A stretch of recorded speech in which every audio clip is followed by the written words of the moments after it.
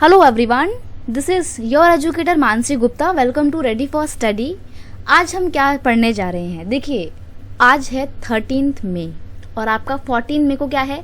आपका class 10th का term 2 का एसएसटी का फाइनल एग्जामिनेशन है। तो ये जो वीडियो है जस्ट एक दिन पहले की, ये कुछ उन इम्पॉर्टेंट वीडियोज़ में से है जो आपको पेपर से पहले ज़रूर देखनी चाहिए, क्योंकि आज इसमें हम क्या डिस्कस करने वाले हैं? We are going to discuss your one of the sample paper. एक इम्पॉर्टेंट सैम्पल पेपर रहेगा ये आपका। क्यों? क्योंकि आपका पेपर किस तरीके से स्ट्रक्चर होगा, किस तरीके से आपको आंसर लिखने हैं, वो सारी टिप्स मैं आपको यहाँ पे आज बताने वाली हूँ। ठीक है, तो वीडियो को एंड तक ज़रूर देखना। सेशन अच्छा लगे पूरा तो प्लीज़ इसे अपने दोस्तों के साथ भी लगातार शेयर करना, और अगर चैनल पे नए हो तो सब्सक्राइब करना मत भूलना। तो स्टार्ट करते हैं। चलिए देखिए, जब आपका पेपर आएगा तो आपको 15 मिनट्स एक्स्ट्रा दिए जाएंगे जब आपको क्वेश्चन पेपर रीड करना होता है। तो उस टाइम पे आपको बिल्कुल भी नहीं घबराना है, सिर्फ ध्यान से क्वेश्चन पेपर को रीड करना है। ठीक है, क्योंकि आपको बाद में 3 आवर्स का अच्छा खासा टाइम दिया जाएगा पेपर सॉल्व करने के लिए, and 3 hours is very sufficient time. ठीक है, तो आपको वो 15 मिनट्स का जो टाइम मिलेगा पेपर रीड करने का, आपको बहुत ध्यान से पेपर को 1 बाय 1 रीड करना है। आपको वर्ड लिमिट्स देख लेनी है अच्छे से, कौन सा क्वेश्चन कितना है, लॉन्ग क्वेश्चन कितने हैं, और क्वेश्चन में क्या पूछा गया है, आपको किस तरीके से प्लानिंग करके आपका आंसर लिखना है। ये सब चीज़ें आपको उन 15 मिनट्स में करनी पड़ेगी, ताकि जब आपका लिखने का टाइम स्टार्ट हो ना, तो आपको क्या करना है, आपको फिर धड़ाधड़ लिखना है। ठीक है, तो स्टार्ट करते हैं। देखिए, सबसे पहले जब आप क्वेश्चन करने आपको जब पेपर मिलेगा तो उसमें होंगे very short answer type of question, और जो very short answer type of question होंगे उसमें लिखा होगा कि don't exceed the word limit of 40 words. Very short में आपको सिर्फ 40 वर्ड्स में आपको आपका आंसर देना रहेगा। ठीक है, तो अब आप ये मत सोचना कि मैम ने यहाँ पे इतने सारे पॉइंट दे दी तो आपको भी इतने सारे लिखने पड़ेंगे। बिल्कुल नहीं लिखने पड़ेंगे, बस मैं आपको बता रही हूँ, एक्स्ट्रा चीज़ें मैं आपको लेके चल रही हूँ, क्योंकि पेपर में कम नहीं पढ़ना चाहिए कुछ भी। ठीक है, ज़्यादा भले ही हो जाए। तो पहला क्वेश्चन हम पढ़ते हैं, how did the non corporation movement unfold in the cities and town of India. यानी कि क्वेश्चन में बोला है आपसे, कैसे ये जो नॉन कॉर्पोरेशन मूवमेंट था ये स्टार्ट हुआ सिटीज और टाउन में, कैसे फोल्ड हुआ। ठीक है, तो आंसर है the movement started with the middle class participation in the cities. Cities में मूवमेंट किसने स्टार्ट किया था? सबसे पहले मिडिल क्लास लोगों ने जो है इस मूवमेंट में पार्टिसिपेट किया था सबसे पहले, और इस मूवमेंट को शुरू किया था। Thousands of people, thousands of student left the government control schools and colleges. बच्चों ने अपने स्कूल छोड़ दिए थे, टीचर्स ने स्कूल में जाना बंद कर दिया था। क्यों? क्योंकि वो ब्रिटिशर्स के स्कूल थे। और नॉन कॉर्पोरेशन मूवमेंट का जो बेसिक प्रिंसिपल था उसमें यही था कि हमारे को ब्रिटिश गवर्नमेंट को कंप्लीटली सपोर्ट हमने प्रोवाइड कर रखा है, कॉर्पोरेशन प्रोवाइड करना है, उससे अपने हाथ खींच लेने हैं। तो स्टूडेंट ने ब्रिटिशर्स के स्कूलों को छोड़ दिया, टीचर्स ने वहाँ स्कूल से रिजाइन दे दिया। ठीक है, the council election were boycott in most province except the Madras. जितने भी काउंसिल के इलेक्शन होने वाले थे उन सारे इलेक्शन को सभी पॉलिटिकल पार्टीज ने बॉयकॉट कर दिया, except one political party which is Madras justice party. ठीक है, इसने काउंसिल इलेक्शन को बॉयकॉट नहीं किया था। और एक और पॉइंट है कि जितने भी लॉयर्स थे उन्होंने क्या किया था, उन्होंने अपनी लीगल प्रैक्टिसेस जो थी उनको छोड़ दिया था, मतलब उन्होंने कोर्ट में जाने से मना कर दिया था जो ब्रिटिश गवर्नमेंट के अंडर में थे। तो ये है आपका पूरा क्वेश्चन। नेक्स्ट क्वेश्चन की ओर मूव करते हैं। वेरी शॉर्ट आंसर है ये भी एक, तो देखते जाइएगा। देखिए, जितने क्वेश्चन वेरी शॉर्ट के आएंगे मैं लाइन से सारे क्वेश्चन सॉल्व करवाऊंगी। ठीक है, 4 से 5 क्वेश्चन आपके वेरी शॉर्ट में आएंगे, आगे फिर आएंगे short answer type of question, और फिर आपके आएंगे long answer type of question, जिसमें आपको चॉइसेस भी दी रही होंगी। तो चॉइसेस किस में दी हुई हैं ये आपको उन 15 मिनट्स में बहुत अच्छे से देखना है। कहीं ऐसा बिल्कुल मत करना कि आप दोनों ही क्वेश्चन करके आ जाओ, क्योंकि ऐसे में क्या होगा ना, जो लास्ट वाला क्वेश्चन होता है ना वो कैंसिल हो जाता है। तो ये बिल्कुल मत सोचना कि आपको 2 बार नंबर मिल जाएंगे। ठीक है, तो ये गलती तो कभी मत करना, कभी भी भूल के भी। तो स्टार्ट करते हैं क्वेश्चन नंबर 2 को। Why is tourism consider as trade. अब यहाँ पे मैंने आपको 3 पॉइंट दिए हैं, लेकिन आप चाहो तो 1 से 2 पॉइंट कर सकते हो, क्योंकि 40 वर्ड्स की वर्ड लिमिट आपको दी हुई है। ठीक है, तो भाई देखिए, जो टूरिज्म होता है इसको ट्रेड क्यों कंसीडर किया जाता है, एक तरीके का व्यापार क्यों समझा जाता है? तो आंसर है forest tourist arrive in country contributing to the foreign exchange. अब देखिए इंडिया में मसूरी में मान लीजिए, मसूरी में क्या कोई अमेरिकन घूमने नहीं आ सकता है? जरूर आ सकता है भाई, उसको कैंपटी वॉल देखना है तो वो आएगा ही आएगा। तो जब वो कैंपटी वॉल देखने आएगा तो वो पैसे जो देगा वो कौन से रुपीस देगा? वो देगा डॉलर में, या नहीं भी देगा तो पहले तो रुपीस उसको एक्सचेंज करवाने पड़ेंगे। तो ऐसे में वो डॉलर हमें देके जाएगा और इंडिया का रुपीस ले जाएगा, और फिर बाद में वो इंडिया रुपीस भी वो दुकान वालों को दे देगा जहाँ पे वो घूमने गया है। तो बेसिकली टूरिज्म के थ्रू इंडिया में फॉरेन एक्सचेंज आता है, क्योंकि फॉरेन के लोग घूमने आते हैं इंडिया में, ठीक है, इसलिए ये एक ट्रेड एक्टिविटी है। Many people are directly engage in tourism industry, बहुत सारे लोग जहाँ टूरिज्म इंडस्ट्री में काम कर रहे हैं, तो ये भी एक तरीके का ट्रेड है। Tourism provide support to local handicraft. अब बाहर की कंट्री के कोई भी लोग अगर घूमने आ रहे हैं तो वो हमारे कंट्री से कुछ ना कुछ सामान तो खरीद के लेके जाएंगे। तो जो इंडिया के लोकल हैंडीक्राफ्ट हैं, जो हाथ से काम करते हैं, हाथ की चीज़ें बनाते हैं, उनका भी सामान बिकता है, तो हैंडीक्राफ्ट्स को बढ़ावा मिलता है। राजस्थान का ट्रिप इसका बहुत बढ़िया एग्जांपल है। एक बार मैं राजस्थान गई थी तो मैं वहाँ का बताऊँ आपको, तो राजस्थान में ना बहुत सारी चीज़ें हैंडमेड्स बनी हुई होती हैं, तो वो जो है बहुत पॉपुलर चीज़ें होती हैं राजस्थान की, ठीक है। तो इसलिए टूरिज्म एक्टिविटी जो है कंट्री की जीडीपी ग्रोथ में भी काफ़ी कंट्रीब्यूशन करती है और ट्रेड एक्टिविटी समझी जाती है।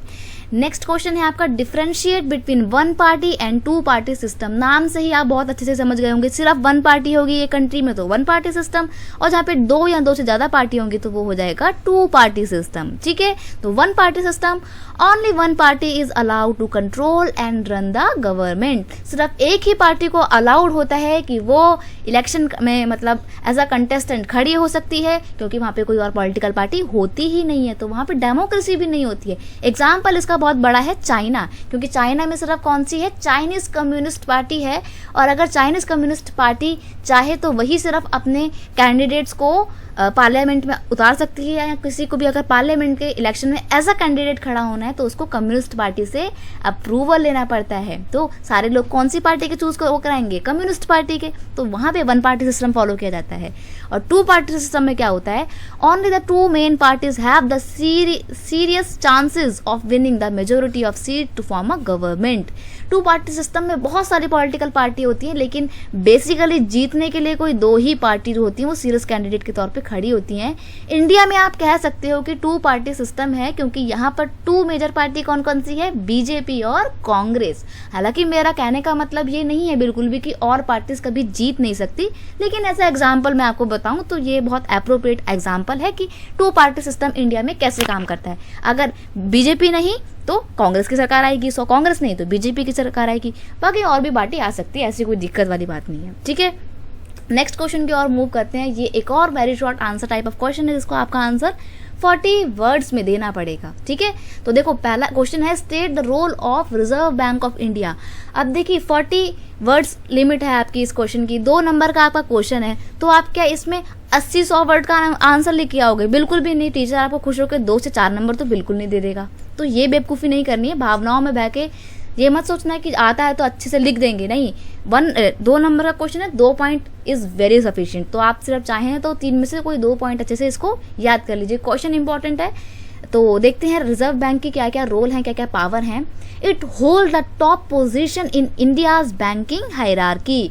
जो इंडिया का बैंकिंग का पूरा सिस्टम है उसमें सबसे टॉप पे कौन सा बैंक है? रिजर्व बैंक ऑफ इंडिया है, क्योंकि जो बाकी के छोटे मोटे बैंक है ना, state bank, Punjab national bank, Canara bank, ICICI bank, HDFC bank, फलाना बैंक, ढिकाना बैंक, जो भी बैंक है ये सब कुछ किसके अंडर में काम करते हैं? रिजर्व बैंक ऑफ इंडिया के अंडर में काम करते हैं। इनकी जो मेजर पॉलिसीज होती हैं उनको reserve bank of India he decide करता है, तो ये टॉप मोस्ट पोजीशन होल्ड करता है, ये एक इसका मेजर रोल है। नेक्स्ट है, it is in the charge of issuing currency note on behalf of government. ये सरकार के बिहाफ पे नोट को इशू करता है, इसलिए आपने देखा होगा जो 500 रुपए के नोट होते हैं या जो भी 100 रुपए के, इवन 10 रुपए के भी जो नोट होते हैं उसमें लिखा होता है रिजर्व बैंक ऑफ इंडिया।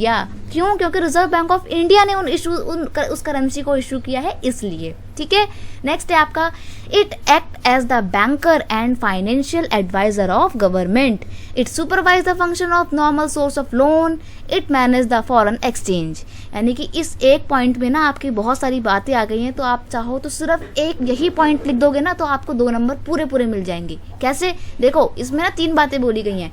जो RBI है वो गवर्नमेंट का फाइनेंशियल एडवाइजर है, पैसे से रिलेटेड कोई भी एडवाइस गवर्नमेंट को लेनी है तो वो रिजर्व बैंक के पास जाएगी, ठीक है। दूसरी बात, ये गवर्नमेंट के जितने भी लोन वगैरह होते हैं उनको मैनेज करता है, उन सोर्सेज को अरेंज करता है, प्लस ये फॉरेन एक्सचेंज को भी मैनेज करने का काम करता है। तो आप ये चाहें तो सिर्फ इस पॉइंट को लिख देंगे, आपके 2 नंबर पूरे पूरे पक्के हैं। तो इसका मतलब ये है कि आपके पेपर में 4 क्वेश्चन जो है वो very short answer type of question आएंगे। क्वेश्चन नंबर 6 जो है, ओहो यहाँ पे थोड़ी सी मिस्टेक हो गई है, चलो क्वेश्चन नंबर 6 जो है वो short answer type of question है, यानी कि इसका आंसर आपको कितने वर्ड्स में देना पड़ेगा, इसका आंसर आपको देना पड़ेगा 80 वर्ड्स में। लिखा भी होगा पेपर में जब इंस्ट्रक्शन दे रखी होती है कि कोई भी जो क्वेश्चन है short answer type of question, you don't need to exceed the word limit of 80 words. अब देखिए जो short answer type of question है क्वेश्चन नंबर 6 में ना, इसमें 2 चॉइसेस दी हुई हैं, तो एक ही क्वेश्चन करना है, दोनों नहीं करना है, वरना वो गलती हो जाएगी जो मैंने पहले बताई थी, ठीक है। तो देखते हैं क्वेश्चन पहला है, why do most of the rural house hold still remain dependent on the informal source of credit. मेरे को ऐसा लग रहा है कि शायद मैं थोड़ा सा फास्ट बोल रही हूँ, बट यार क्या करें, आपका कल ही पेपर है तो थोड़ा फास्ट बोलना बहुत ज़रूरी है ताकि आप 2x की स्पीड में देखेंगे, वरना तो उससे अच्छा है कि आप नॉर्मली मेरी स्पीड वाली वॉइस में सुन लीजिए, ठीक है। तो क्वेश्चन है, why do most of the rural house hold still remain dependent on the informal source of credit. जो आज भी गांव वगैरह के दूर दराज ग्रामीण इलाके के लोग होते हैं वो अपने लोन लेने के लिए इनफॉर्मल सोर्सेज पे क्यों डिपेंड करते हैं। इनफॉर्मल सोर्स मतलब होता है कि किसी साहूकार से, किसी अपने दूर दराज के रिलेटिव से पैसे ले ले, लेकिन बैंक से पैसा नहीं लेते हैं। तो ऐसा क्यों है, वो क्यों इनफॉर्मल सोर्स पे डिपेंड करते हैं। तो आंसर है इसका, poor house hold still dependent on the informal source of credit because number 1 bank loan require proper documentation and collateral which is rarely available with the poor household। देखिए जो bank से loan लिया जाता है तो उसमें तो बहुत सारा पेपर वर्क करना पड़ता है, ठीक है। और जो गांव के लोग होते हैं वो तो बेचारे इतने पढ़े लिखे नहीं होते हैं, ठीक है। तो ये भी एक प्रॉब्लम है, पेपर वर्क कौन करेगा। दूसरी प्रॉब्लम है कोलेट्रल की। कोलेट्रल का मतलब होता है कि जब आप किसी से कोई लोन लेते हो तो बदले में कुछ ना कुछ तो आपको रखना पड़ता है ना, कि हाँ चल ठीक है मेरे को 2 लाख रुपए दे दे, बदले में मेरे से मेरी गाय ले ले, ठीक है। ये गांव में होता है। बाकी शहरों में अगर हम बात करें तो कोई लोन लेते तो हम क्या करते हैं, अपने प्रॉपर्टी के पेपर रखवा देते हैं, ठीक है, या अपनी बाइक के पेपर रखवा देते हैं, कार के पेपर रखवा देते हैं, कुछ भी होता है तो इसको बोला जाता है कोलेट्रल, जब हम जमानत के तौर पे कुछ भी रखते हैं। तो गांव वाले जो लोग होते हैं तो बेचारे वैसे इतने पुअर होते हैं, इनके पास कुछ कोलेट्रल होता नहीं है, तो ये बैंक में जाके दे नहीं पाते और फिर बैंक इनको लोन देता नहीं है। तो फाइनली इनके पास कौन सा रास्ता बचा, इनफॉर्मल सोर्स का बचा, इसलिए ये लोग वहां से लोन लेते हैं। नेक्स्ट है आपका, bank are not present everywhere in the rural India whereas informal sources are easily available in the village. एक ये बहुत इंपॉर्टेंट फैक्टर है। देखिए जो short answer type of question होंगे ना बच्चा, ये आपके ना 3 नंबर के क्वेश्चन होंगे, तो आपको उसमें ना कोशिश करना कि 3 पॉइंट में अपना आंसर देना, ठीक है। 4-5 मत लिखना कि आपको आता है तो आप सारा लिखोगे, बिल्कुल मत करना। 3 पॉइंट बहुत सफिशिएंट है। बाकी अगर तुम्हें लगता है कि हाँ तुम अच्छा और चाहते हो करना तो तुम 4 पॉइंट लिख सकते हो, लेकिन बचना, लेकिन ठीक है, क्योंकि टाइम मैनेज करना पड़ेगा, आगे के क्वेश्चन में भी टाइम देना है। तो 3 नंबर के क्वेश्चन में 3 पॉइंट लिखना। पढ़ते हैं, bank are not present everywhere. जो बैंक है वो हर जगह तो प्रेजेंट होते नहीं है रूरल एरियाज में। हालांकि अब तो काफ़ी डेवलपमेंट हो गया, तो जो दूर दराज के गाँव के इलाके होते हैं वहाँ पर भी बैंक मिल जाएंगे, लेकिन उतने ज़्यादा नहीं मिलते हैं जितने शहरों में मिलते हैं। तो जब गाँव में बैंक की उतनी ज़्यादा अवेलेबिलिटी नहीं है, उतनी प्रेजेंस नहीं है, तो गाँव वाले कहाँ जाएंगे, ऑब्वियसली बात है इनफॉर्मल सोर्स के पास जाएंगे, क्योंकि वो इजीली अवेलेबल है, ठीक है। नेक्स्ट है, formal sources provide loan only for the productive purpose. ये भी बहुत इंपॉर्टेंट है। अगर आप बैंक से लोन लेंगे तो बैंक वाले रीजन पूछेंगे। अगर आप ये बोलेंगे कि मुझे मेरी बेटी की शादी करनी है, तो यार वो नहीं लोन लेंगे, वो बहुत अड़ंगे पे लेंगे। क्यों? क्योंकि उनका ऐसा मानना है कि ये कोई प्रोडक्टिव पर्पस तो है नहीं। आपको एजुकेशन लोन लेना है तो आप ले लीजिए, आपको घर खरीदना है तो आप लोन ले लीजिए, क्योंकि बैंक वालों के अकॉर्डिंग वो प्रोडक्टिव पर्पस से लिया जाने वाला लोन है। तो फॉर्मल सोर्सेज तभी लोन देते जब प्रोडक्टिव पर्पस होता है, लेकिन इनफॉर्मल का क्या है, उन्हें तो बस पैसा देना है और ब्याज पे पैसा मिल जाएगा एक्स्ट्रा। तो जो इनफॉर्मल सोर्सेज होते हैं वो हर तरीके के काम के लिए, चाहे प्रोडक्टिव हो चाहे नॉन प्रोडक्टिव पर्पस हो, काम का कोई भी काम हो, वो बस लोन प्रोवाइड कर देते हैं। इसलिए रूरल एरियाज के लोग जो है वो बैंकों की बजाय इनफॉर्मल सोर्स की ओर मूव करना ज्यादा पसंद करते हैं, ठीक है।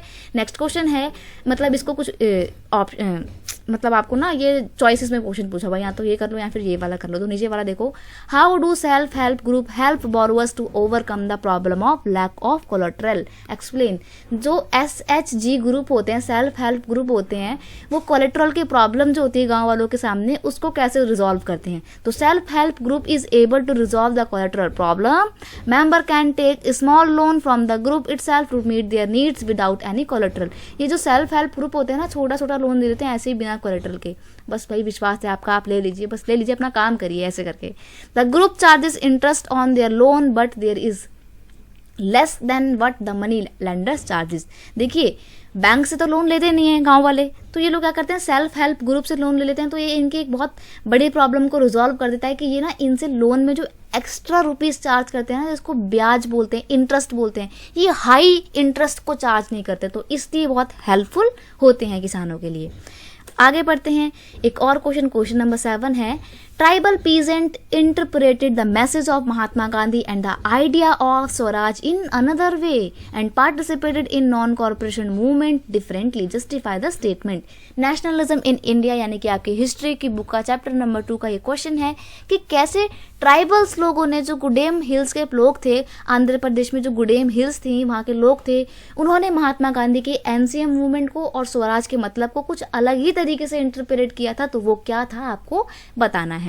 Spread of militant guerrilla movement in Gudem hills of Andhra Pradesh. देखिए गांधी जी ने NCM को कैसा बोला था कि हमारा जो NCM होगा वो क्या होगा, वो होगा known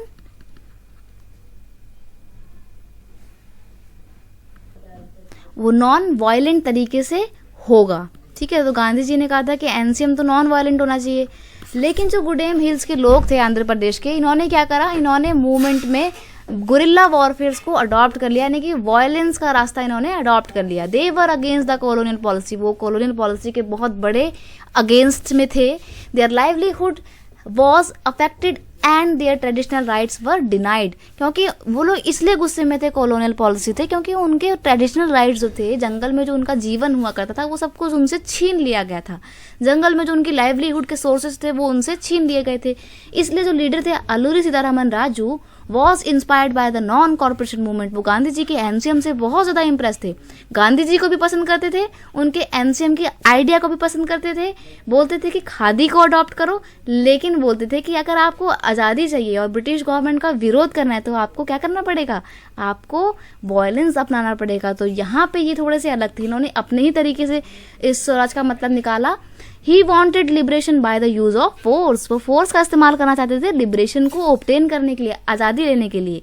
the rebel attack police station and carried on guerrilla warfare for achieving the Swaraj. उन्होंने क्या करा, उन्होंने पुलिस स्टेशन में आग लगा दी। गोरिल्ला वॉरफेयर मतलब जो अचानक से सडनली जो अटैक कर दिया जाता है ना, उसको उन्होंने अंजाम दिया। तो इन सब चीज़ों ने क्या करा, इन सब चीज़ों ने नॉन कॉर्पोरेशन मूवमेंट को थोड़ा सा ना खराब कर दिया था, ठीक है। नेक्स्ट है आपका एक और question number 8, examine the role of political parties in democratic country. जो डेमोक्रेटिक कंट्री होती है just like India, what is the role of political party, how a political party is important for a democratic country. This question can be asked in such a way, इस question को ऐसे भी पूछ सकते हैं। तो आंसर है आपका, political parties are beneficial because they are representative in nature and work as a safe and organized presentation of public interest। देखिए जो पॉलिटिकल पार्टी होती है ना, वो रिप्रेजेंटेटिव नेचर की होती हैं, लोगों का बड़ा खास ख्याल रखती हैं, लोगों को आगे आने का मौका देती हैं, उनको एक ऐसा प्लेटफॉर्म प्रोवाइड करते हैं जहाँ पे लोग अपने हित में आके अपने लिए बातें कर सकें। The following role are played by the political party in democracy. कुछ रोल हैं जो पॉलिटिकल पार्टी प्ले करती है, हम जानते हैं उसको। पहला है, they provide a platform and representation of various section of the society. वो अलग अलग सेक्शन को एक रिप्रेजेंटेशन और एक प्लेटफॉर्म प्रोवाइड करती है जहाँ पे वो सेक्शन आकर अपनी प्रॉब्लम्स को सबके सामने रख सकते हैं। They provide a platform for a public debate and articulation of different opinion. वो एक ऐसा प्लेटफॉर्म प्रोवाइड करती है, एक डिबेट का मंच सबको प्रोवाइड करती है जहाँ पे आके सब अपने अपने अलग अलग डिफरेंट व्यूज को रख सकें ताकि सबकी बात सुनी जा सके, ठीक है। They contest election and form a government, thus they are vehicle of democracy. ये इलेक्शन में कॉन्टेस्ट करती है, यानी कि इलेक्शन में पार्टिसिपेट करती है, और जीतने के बाद सरकार बनाती है, गवर्नमेंट फॉर्म करती है, और इस तरीके से एक व्हीकल बन जाती है डेमोक्रेसी का। डेमोक्रेसी को चलाने वाली गाड़ी बन जाती है पॉलिटिकल पार्टी। ये नहीं होंगी तो डेमोक्रेसी काम ही नहीं करेगी। सिर्फ एक पॉलिटिकल पार्टी के बेस पे क्या आप कह सकते हो कोई कंट्री डेमोक्रेटिक है? कतई नहीं कह सकते, बिल्कुल नहीं कह सकते आप, ठीक है। नेक्स्ट है, they give shape to policies and legislation on the basis of their election manifesto. वो इलेक्शन मैनिफेस्टो तैयार करती हैं इलेक्शन से पहले कि हाँ हम ये काम करेंगे, अपने अपने प्रोमिस सबको दिखाती हैं। तो ये जो पूरा इनका चिट्ठा होता है ना, इसको बोला जाता है मैनिफेस्टो। तो पॉलिसी फॉर्मेशन में ये मैनिफेस्टो बहुत इंपॉर्टेंट रोल प्ले करता है, ठीक है। तो इस तरीके से हम कह सकते हैं कि डेमोक्रेसी ही, डेमोक्रेटिक पार्टी ही है, सॉरी पॉलिटिकल पार्टी ही है जो डेमोक्रेसी को चला रही है। अगर ये नहीं होंगी तो डेमोक्रेसी भी नहीं होगी। नेक्स्ट क्वेश्चन है आपका, ओहो अब तो आ गया आपके long answer type of question, बड़े बड़े, ठीक है। तो देखते हैं इनके आंसर। देखिए ध्यान रखिएगा, जो long answer type of question होंगे ना बच्चा, इसके जो आंसर होंगे आपको 120 की वर्ड लिमिट के अंदर अंदर देने होंगे, ठीक है। जब आप इंस्ट्रक्शन पढ़ेंगे तो आपको बताया होगा कि you will not exceed the word limit of 120 words for the long answer type of question. ये आपके क्वेश्चन होंगे 5 मार्क्स के। तो कोशिश करिएगा अपना आंसर आप 5 पॉइंट में दें, ठीक है। तो देखिए आंसर है, मतलब पहला क्वेश्चन है, sorry, democracy ability to generate its own support, itself an outcome that can not be ignored, support the statement with the example. I am sure कि आपको ये स्टेटमेंट पढ़ के बिल्कुल क्वेश्चन समझ में नहीं आया होगा, ठीक है, क्योंकि पहली बार में ना मेरे को भी बहुत दिक्कत आई थी समझने में, बट मैं आपको बताती हूँ क्या है। देखो बहुत ही जनरलाइज करके बताऊंगी। Democracy ability to generate its own support, यानी कि डेमोक्रेसी के पास ना वो एबिलिटी है कि ये अपना खुद का सपोर्ट सिस्टम ना खुद ही तैयार करती है, ठीक है।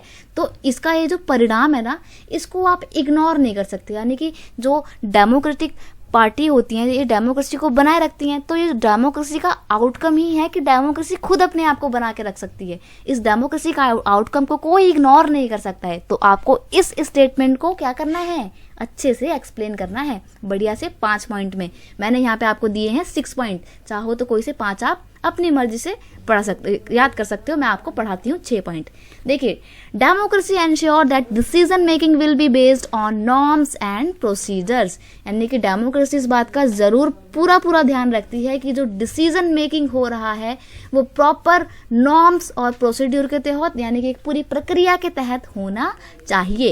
Every citizen has the right and means to examine the process of decision making. हर एक इंसान के पास ये पूरा राइट है कि जो डिसीजन लिया जा रहा है वो उसको क्वेश्चन करे, ठीक है। उसके ऊपर अगर उसका कोई भी अगर उसकी राय है तो वो उसको रख सकता है, ठीक है। अगर उसको लगता है कि ये प्रोसेस कैसे हुआ, इसको एग्जामिन करना चाहता है कि हाँ ये फेयर तरीके से हुआ है या नहीं हुआ है, उसके माइंड में जो भी क्वेश्चन है वो इनको क्लियर आउट कर सकता है। डेमोक्रेसी ने ये उनको राइट दिया हुआ है, और ये राइट दिया हुआ है इसीलिए डेमोक्रेसी ठीक से काम कर रही है, ठीक है।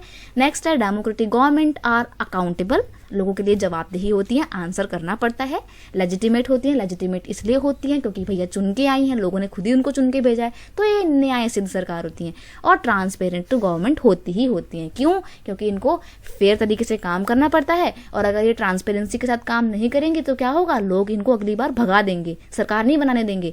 तो इसलिए लोग, जो पॉलिटिकल पार्टी होती है, उनके मन में डर होता है कि भैया हमें अच्छे से काम करना है, अगर अच्छे से काम नहीं करेंगे तो क्या होगा, अगली बार सरकार बनाने को नहीं मिलेगी, ठीक है। तो इसलिए पॉलिटिकल पार्टी ठीक से काम करती हैं और डेमोक्रेटिक वे में ट्रांसपेरेंसी के साथ अपना वर्क जो है फुलफिल करती हैं, और कोई क्वेश्चन होता है तो जनता को आंसर भी करती हैं, अकाउंटेबल भी होती हैं, ठीक है। People have the right to choose their rulers, लोगों के पास पूरा अधिकार होता है अपने रूलर्स को चुनने का, ठीक है। तभी तो डेमोक्रेसी काम कर रही है। अगर आप लोगों के पास, यानी कि आप लोग अभी तो आप लोग वोट दे नहीं सकते क्योंकि कोई भी 18 ईयर्स का नहीं होगा, लेकिन जो 18 ईयर्स के अबव एडल्ट होते हैं उनके पास पूरा राइट होता है कि वो अपने रूलर्स को चुने। अगर उनके पास वो राइट नहीं होगा तो फिर वो डेमोक्रेसी किस बात की होगी, ठीक है। नेक्स्ट है, democracy give its citizen the right to information about the government and its function, लोगों के पास पूरा अधिकार है कि सरकार जो भी काम कर रही है, जो भी फंक्शन कर रही है, उसकी इंफॉर्मेशन वो ले सकते हैं। आपने RTI का नाम जरूर सुना होगा, ठीक है। RTI यानी कि राइट टू इंफॉर्मेशन एक्ट, इस इंफॉर्मेशन एक्ट के थ्रू लोग क्या कर सकते हैं, गवर्नमेंट कोई भी काम कर रही है तो उसके बारे में जानकारी ले सकते हैं, क्वेश्चन कर सकते हैं। एक और पॉइंट है आपका, a democratic government is the people's own government and it run by the people. Democratic government लोगों के द्वारा चुनी हुई होती है, लोगों के द्वारा चलाई जा रही होती है, तो ये लोगों की अपनी खुद की सरकार होती है और इसलिए ये डेमोक्रेटिक गवर्नमेंट होती है। सिंपल सी बात है, ठीक है। नेक्स्ट क्वेश्चन है आपका क्वेश्चन नंबर 10। ओके, ये 10 है, सॉरी नहीं, ये क्वेश्चन नंबर 9 ही है। देखिए क्या बात है, इस क्वेश्चन के बीच में और इस क्वेश्चन के बीच में ना चॉइसेस दी हुई हैं, ठीक है। तो आपको तो मैंने यहाँ पे आपको पेपर में दोनों में से कोई सा एक करना पड़ेगा, लेकिन मैंने यहाँ पे आपको दोनों ही क्वेश्चन में हेल्प करी है। क्या पता आपके पेपर में कोई सा एक क्वेश्चन आ ही जाए, ठीक है। तो उस टाइम पे मेरे को थैंक्स बोलना और चैनल पे आके ना मेरे को कमेंट करके जरूर बताना, ठीक है। देखते हैं next question. There is an overwhelming support for the idea of democracy in South Asia, support the statement with the example. यानी कि जो साउथ एशिया की पूरा रीजन है साउथ एशिया का, जिसमें इंडिया भी आता है, वहाँ पे लोगों ने बहुत ही ओवरवेलमिंगली डेमोक्रेसी को सपोर्ट किया है। यानी कि लोगों ने बढ़ चढ़कर चाहा है कि उनकी कंट्री में डेमोक्रेसी आए। तो आपको इस स्टेटमेंट को विद एग्जाम्पल प्रूव करना है। आंसर है आपका, democratic government is people's own government, क्योंकि भाई डेमोक्रेसी लोगों की खुद की सरकार होती है।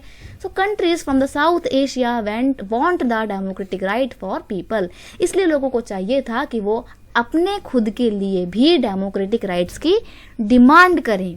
Countries want to elect their representative by themselves, जो कंट्रीज थी यानी कि जो देश थे वो अपने रिप्रेजेंटेटिव को चुनना चाहते थे अपने खुद के लिए, अपने खुद के देश के लिए, इसलिए उन्होंने डेमोक्रेसी का रास्ता ही अपनाया, ठीक है। नेक्स्ट है, democracy provide dignity and freedom to the citizen. अब डेमोक्रेसी का एक बहुत ही बढ़िया सा ये एक कैरेक्टरिस्टिक है कि ये अपने लोगों की डिग्निटी का, सम्मान का बड़ा ध्यान रखती है, लोगों को बड़ी अच्छी आज़ादी देती है। तो साउथ एशिया के जो लोग थे उनको लगा कि यार ये सरकार तो बहुत अच्छी है, तो हमारे को तो इसी सरकार को अपनाना चाहिए, इसीलिए लोगों ने बहुत ही ओवरवेलमिंगली डेमोक्रेसी को सपोर्ट किया। नेक्स्ट है आपका, डेमोक्रेसी अकोमोडेट सोशल डाइवर्सिटी। जो डाइवर्सिटी होती है, जैसे कि एग्जाम्पल के लिए इंडिया की बात करें तो इंडिया में हिंदू भी रहते हैं, मुस्लिम भी रहते हैं, सिख भी रहते हैं, ईसाई भी रहते हैं, हर जगह की डाइवर्सिटी है, ठीक है। अलग अलग कम्युनिटी के लोग, अलग अलग कास्ट के लोग, जाति के लोग रहते हैं, तो बहुत डाइवर्सिटी है इंडिया में, लैंग्वेज भी बहुत अलग अलग है। तो डेमोक्रेसी इस पूरी डाइवर्सिटी को बरकरार रखती है, इसलिए लोगों ने इस डाइवर्सिफाइंग कंट्रीज ने साउथ एशिया की डाइवर्सिफाइंग कंट्रीज ने डेमोक्रेसी को अपनाया, ठीक है। नेक्स्ट है, democracy is based on the idea of discussion and negotiation.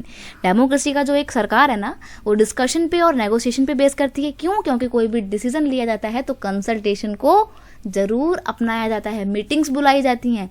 इसलिए लोगों ने कहा कि भाई सरकार बहुत अच्छी है डेमोक्रेसी की, क्योंकि बातचीत करके कोई डिसीजन लेती है तो गलत डिसीजन नहीं लेगी जल्दबाजी में। इसलिए साउथ एशिया के लोगों ने बहुत ही ओवरवेलमिंगली डेमोक्रेसी को सपोर्ट किया है। एग्जाम्पल की बात करें तो इंडिया में तो आप देख ही रहे हैं कितने अच्छे से डेमोक्रेसी रन कर रही है। नेपाल में सन 2006 में आ गई थी, ठीक है। और बांग्लादेश में भी डेमोक्रेसी है, काम कर रही है, श्रीलंका में भी काम कर रही है, पाकिस्तान में भी कह सकते हो काम कर ही रही है, लेकिन थोड़ा बहुत मामला यहाँ पे खराब ही रहता है। आगे देखते हैं क्वेश्चन नंबर 10। आपका क्वेश्चन यहाँ पे कहता है, examine the role of information technology, यानी कि आईटी का क्या रोल है in stimulating the process of globalization, यानी कि ग्लोबलाइजेशन के प्रोसेस को स्टिमुलेट करने में आईटी सेक्टर का या इंफॉर्मेशन टेक्नोलॉजी का क्या रोल है। बेसिकली स्टिमुलेट का मतलब है ग्लोबलाइजेशन को रन करने में, स्टार्ट करने में, ठीक से काम करने में, ठीक है।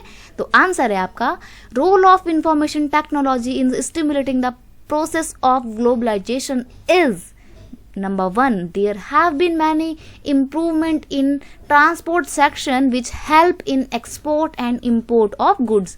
देखो भाई, ग्लोबलाइजेशन का मतलब क्या होता है? ग्लोबलाइजेशन का मतलब ही होता है अपने कंट्री को किसी दूसरी कंट्री के साथ या वर्ल्ड के अलग अलग देश के साथ जोड़ना। तो अलग अलग देश के साथ अगर आपको जुड़ना है तो भाई ट्रांसपोर्ट तो चाहिए ही होगा। तो जब इंफॉर्मेशन टेक्नोलॉजी का सेक्टर आपका बहुत अच्छा होगा, रिसर्च डेवलपमेंट आपकी अच्छी से होगी, तो ट्रांसपोर्टेशन में सुधार आएंगे, और ट्रांसपोर्टेशन में सुधार आएंगे तो आपके इंपोर्ट और एक्सपोर्ट की जो एक्टिविटी है गुड्स की, सामानों की और इंसानों की भी, वो बहुत अच्छे से पॉसिबल हो पाएगी।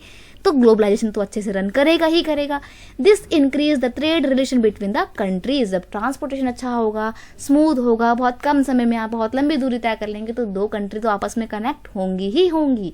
इंटरनेट का जब से जमाना आया है तो बोला जाता है ना कि पूरा विश्व क्या बन गया है, एक छोटा सा गांव बन गया है, वो इसीलिए बोला जाता है। ठीक है, नेक्स्ट है since technology improve the efficiency the process of exchange has become faster and cheaper. अब क्योंकि भाई टेक्नोलॉजी बहुत ज़्यादा एडवांस हो गई है, तो चीज़ों का जो एक्सचेंज है, चाहे वो लोगों का हो, चाहे वो लोगों के आइडियाज़ का हो, विचारों का हो, वो बहुत आसान हो गया और बहुत ही एफिशिएंट तरीके से हो गया है। इसलिए ग्लोबलाइजेशन को बहुत बढ़ावा मिला है और इसमें रोल किसका है, इंफॉर्मेशन टेक्नोलॉजी का है। नेक्स्ट है आपका development in the information and communication technology has been the most beneficial since information can be now sent in second across the world। देखिए आईटी सेक्टर के डेवलपमेंट के साथ साथ क्या हुआ है, कम्युनिकेशन का जो पूरा सेक्टर है वो बहुत तेजी से बढ़ा है। और कम्युनिकेशन सेक्टर के बढ़ने के साथ क्या होता है कि आप चंद मिनटों में अपने देश की न्यूज़ किसी बाहर के देश तक पहुंचा सकते हैं और बाहर के देश में क्या हो रहा है वो आप अपने देश में भी जान सकते हैं। क्यों? क्योंकि कम्युनिकेशन का पूरा सेक्टर बहुत ज़्यादा डेवलप हो चुका है और इस कम्युनिकेशन के सेक्टर ने ग्लोबलाइजेशन को बढ़ावा दिया है। नेक्स्ट है आपका development in IT also has led to the production of services through outsourcing like call center, online teaching etc। देखिए मान लीजिए आपको इंडिया में बैठ के किसी फॉरेन की यूनिवर्सिटी से पढ़ना है तो वो बहुत आसान हो गया है। क्यों? क्योंकि ऑनलाइन टीचिंग होती है। ठीक है, अगर हम कोई इंडिया की कंपनी बाहर अमेरिका में जाके अपनी यूनिट इस्टेब्लिश करना चाहे तो बहुत ईजिली कर सकती है। क्यों? क्योंकि उसको आप इंडिया से भी रेगुलेट कर सकते हैं through the call centres. BPO की सर्विस प्रोवाइड की जाती है, बीपीओ मतलब वही कॉलिंग वगैरह की सर्विस प्रोवाइड की जाती है। आप इंडिया में बैठ के ही किसी यूएस की कंपनी की प्रॉब्लम को रिजॉल्व कर सकते हैं। तो इन सब चीज़ों ने क्या करा है, इन सब चीज़ों ने ग्लोबलाइजेशन को बहुत ज़्यादा बढ़ावा दिया है। नेक्स्ट है आपका telecommunication have improved contact between people. Telecommunication ने लोगों के बीच के कॉन्टैक्ट को बढ़ावा दिया है, कम्युनिकेशन को बढ़ावा दिया है, तो इससे ग्लोबलाइजेशन तो बढ़ेगा ही बढ़ेगा। नेक्स्ट है आपका assess the impact of globalisation on the India and its people. देखो आपको इस पेपर को पढ़ाते पढ़ाते मेरे को एक चीज़ रियलाइज़ हुई है कि जो लॉन्ग क्वेश्चन बेटा आते हैं ना वो ज़्यादातर पता है कहाँ से आते हैं, मेरे को ऐसा लगता है कि वो ज़्यादातर आते हैं आपके इकोनॉमिक्स वाले सेक्शन से। देखो क्वेश्चन नंबर 10 और 10, इसका मतलब नहीं कि मैम ने नंबर गलत डाला है, नहीं भाई मैं हमेशा गलत नहीं होती हूँ। यहाँ पे क्वेश्चन नंबर 10 और 10 ना ये दो क्वेश्चन इसलिए क्योंकि इनमें दोनों में चॉइस दी हुई थी यार।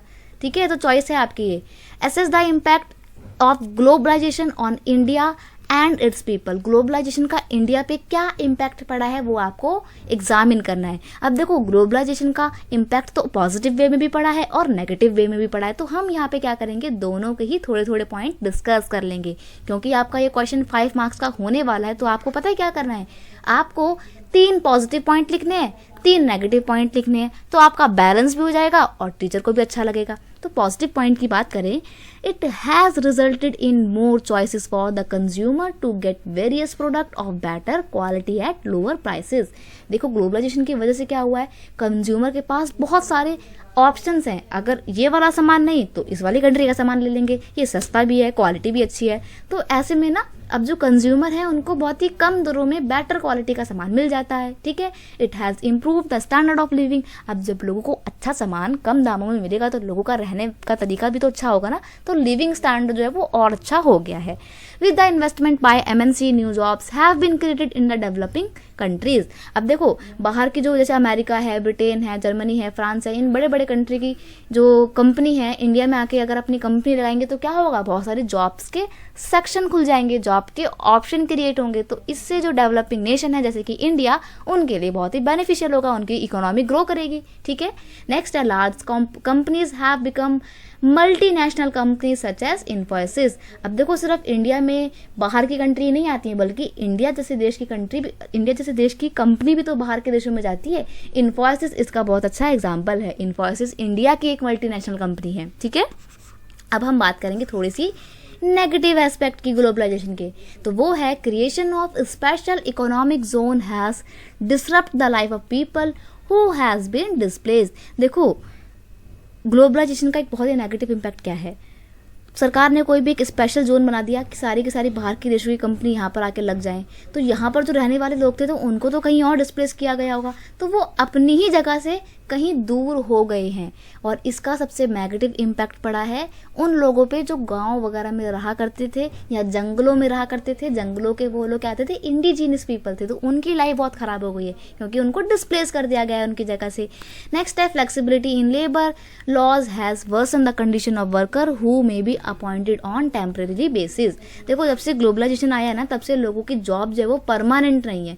जब काम बहुत आता है तब तो बहुत ज़्यादा भर्ती कर लेते हैं, और जब काम नहीं होता है तो लोगों को उनकी जॉब से निकाल दिया जाता है। तो अब लोगों की जो हायरिंग होती है वो टेम्पररी बेस पे होती है। तो ये बहुत बेकार है क्योंकि लेबर स्पेस का बहुत ही नेगेटिव इम्पैक्ट पड़ा है। उनको बहुत ही बुरी कंडीशन में काम करना पड़ता है, वो भी घंटे घंटे। नेक्स्ट है आपका small producers are enable to compete with the MNC, the several unit have been shut down rendering many workers job. देखो क्या होता है ना, जब से ग्लोबलाइजेशन आया तो भाई बड़ी बड़ी कंपनी आई हैं। अब बड़ी बड़ी कंपनी है तो उनका तो सामान भी बहुत अच्छा होगा प्लस सस्ता भी होगा, और वही जो छोटी कंपनी है उसका सामान एक तो अच्छी क्वालिटी का नहीं होगा, और क्योंकि बहुत ही थोड़े से लोगों ने मिलके बनाया है, हाथ से बनाया, तो वो महंगा भी होगा। तो ऐसे में जो छोटी यूनिट्स है ना वो बड़ी बड़ी एमएनसी के साथ कॉम्पिटिट नहीं कर पाती हैं। तो ये बहुत ही नेगेटिव इम्पैक्ट पड़ा है ग्लोबलाइजेशन का हमारे पूरे इंडिया में और इनफैक्ट पूरे वर्ल्ड में।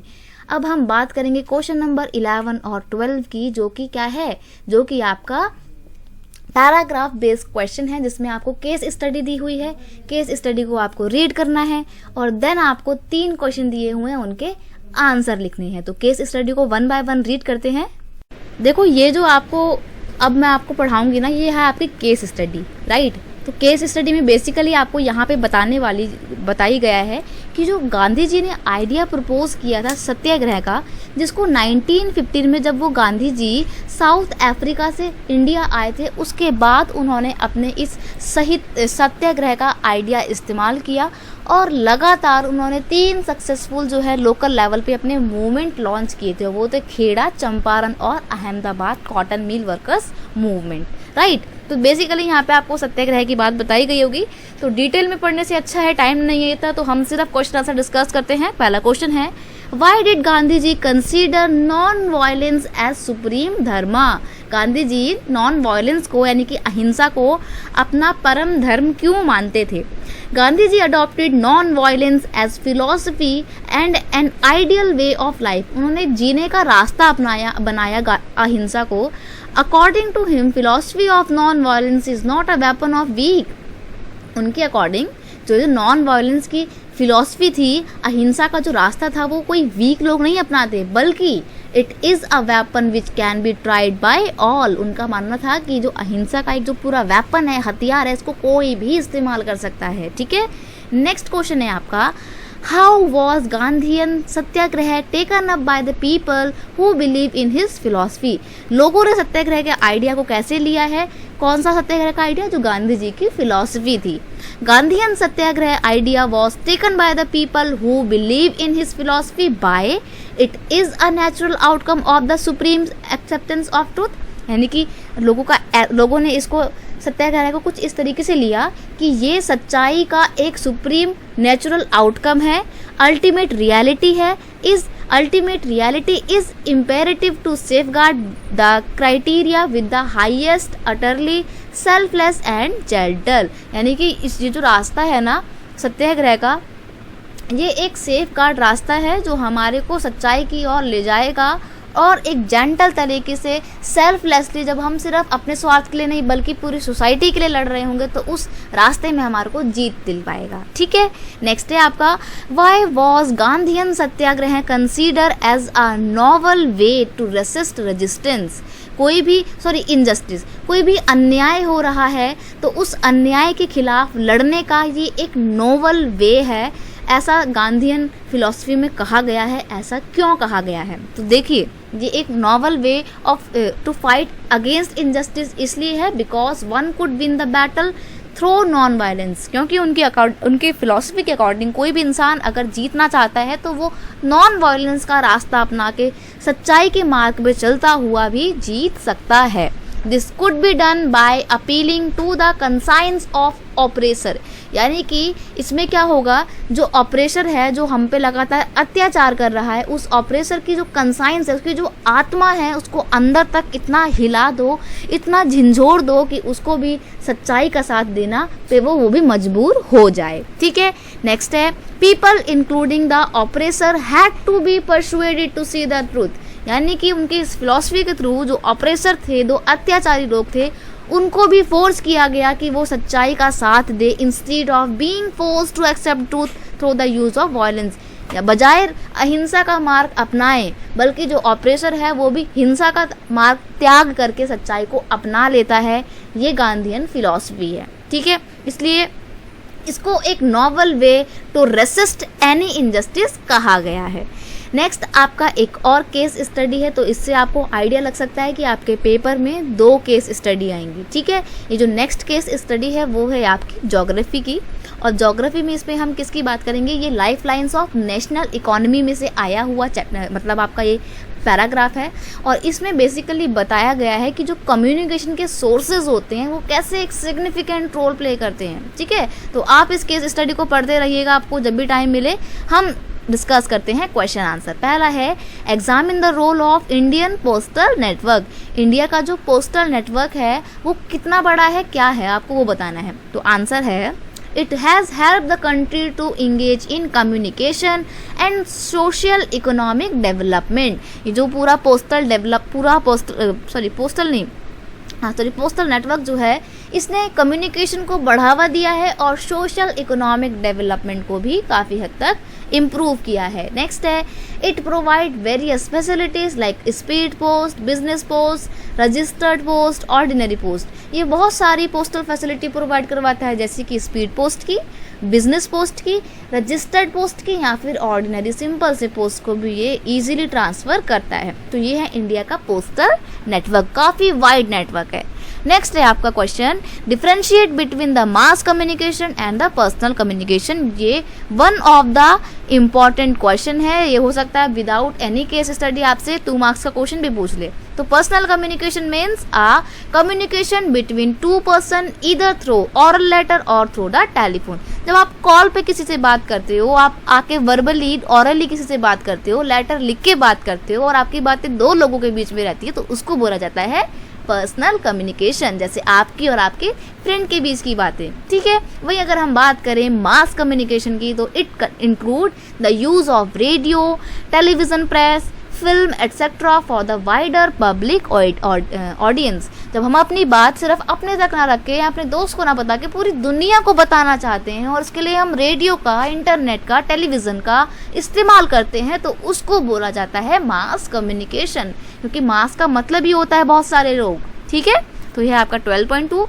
नेक्स्ट क्वेश्चन है आपका analyse the significance of communication for the nation.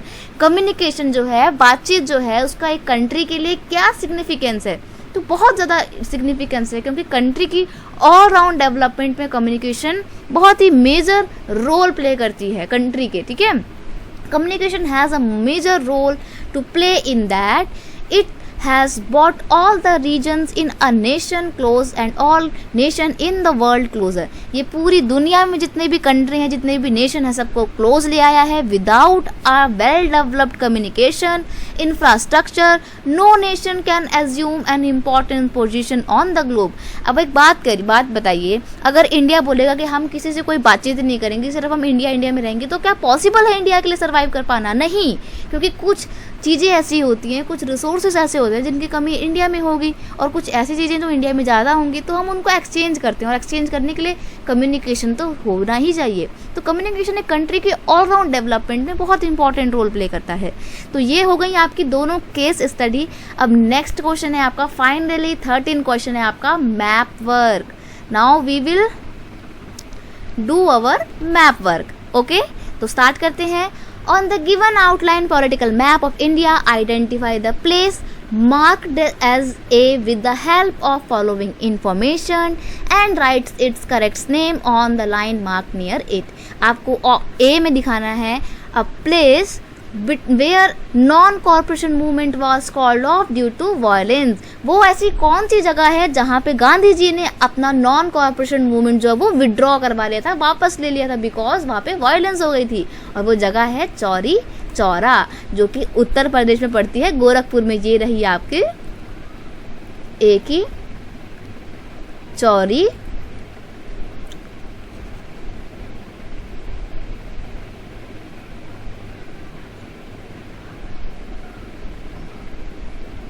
Spelling में थोड़ा सा मेरे को कंफ्यूजन है, एक बार आप देखिएगा इसको, ठीक है। चौरी चौरा। नेक्स्ट है आपका on the same given map of India locate the following. आपको यहाँ पे बताना है नामरूप थर्मल प्लांट कहाँ पे है, या फिर यहाँ पे देखो, ध्यान से देखो, दो क्वेश्चन है, एक ये और एक ये। तो जो ये एक क्वेश्चन है ना, इसमें आपको क्या दी हुई है, चॉइस दी हुई है, तो आपको कोई सा एक करना है, ठीक है। तो देखते हैं दोनों में से कौन सा एक करना है। नामरूप थर्मल प्लांट और Noida software technology park. Noida software technology park की बात करें तो वो दिल्ली जो सेंटर है इंडिया का, कैपिटल है, उसके जस्ट साइड में है नोएडा टेक्नोलॉजी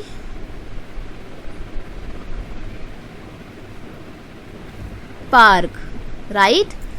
नेक्स्ट है आपका नामरूप थर्मल प्लांट। तो नामरूप थर्मल प्लांट कहाँ पर है,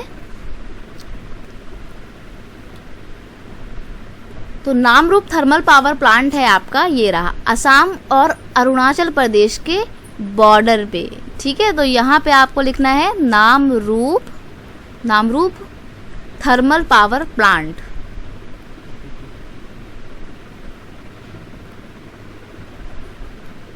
ठीक है, चलिए नेक्स्ट है आपका, नेक्स्ट क्या है, आपको एक और क्वेश्चन जो दिया है वो है राजासांसी इंटरनेशनल एयरपोर्ट दिखाना है।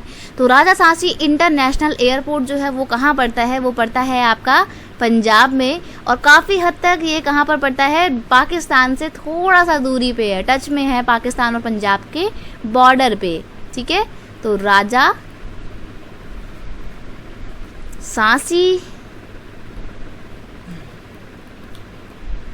एयरपोर्ट, ठीक है। आई होप आप समझ गए होंगे। राइटिंग के लिए थोड़ा सा मुझे माफ़ करना, ठीक है, और सारी चीज़ें तो आपने समझ ही ली हैं। तो बस आपका ये वीडियो जो सेशन था वो इतना था। एक और बात, अगर आपको ये वीडियो अच्छा लगता है इसे अपने दोस्तों के साथ ज़रूर शेयर कीजिए, और ये जो सैम्पल पेपर मैंने आपको करवाया है इसका PDF जो है आप इस वीडियो के डिस्क्रिप्शन लिंक से डाउनलोड कर सकते हैं। मैं आपको डिस्क्रिप्शन में इस PDF का लिंक दे दूँगी, ठीक है। तो बस बच्चों, आपका पेपर के लिए आपको best of luck. Thank you so much. Session अच्छा लगे तो क्या करना है, आपको इसको लाइक करना है, शेयर करना है, सब्सक्राइब करना है, और कल अच्छे से पेपर दे के आना है। फॉर पेपर के लिए आपके बेस्ट ऑफ लक। और कोई क्वेश्चन अगर आपका रिपीट होता है तो मुझे कमेंट सेक्शन में कल आपको आके बताना भी है, ठीक है। चलिए बाय बाय।